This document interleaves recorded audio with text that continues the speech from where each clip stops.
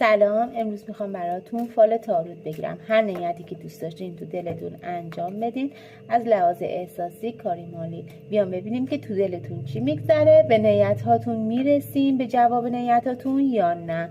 با خوشحالی دارین به سعادت رسیدن داری.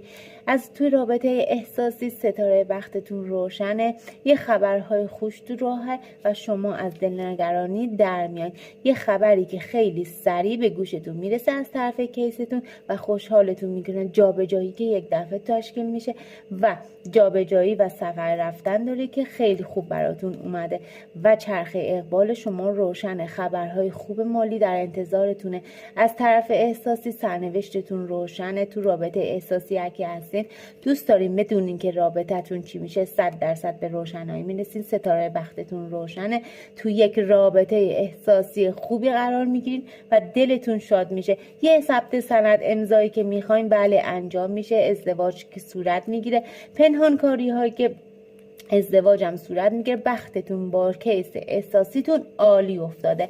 پنهانکاری که دارین از طرف یک مرد، پنهانکاری هایی که از طرف یک مرد براتون دیده میشه، مالی میتونه باشه که این پنهانکاری ها دستش رو شدن داره تا یک وعده دیگه و خبرهای خوش مالی به گوشتون میرسه. شما خوشحالی دارین، خبر دعوت شدن به یک مهمانی و عروسی دارین و اگه منتظر خبر هستین، منتظر این هستین که بدونین که ببینین که از طرف کیستون نامه دارین یا یه منتظر خبر هستین، 100% خبر به گوشتون میرسه. محدودیت های شما تمام شدن داره. تو محدودیت قرار گرفتن دارید.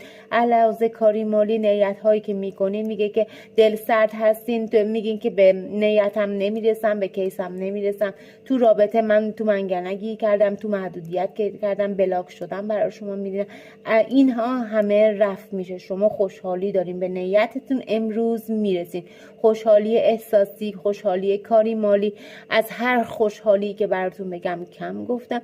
فقط بدونین که جواب نیت شما 100% بله هستن و یقینا و مطمئنا به نیت خودتون میرسین. خوشحالی، روزی زیاد، خوش اقبالی، ستاره بختتون روشنه و از لحاظ کاری، مالی و احساسی شما تو درجه بالا قرار میگیرین و از همه لحاظ به خوشحالی میرسین. روزتون خوش.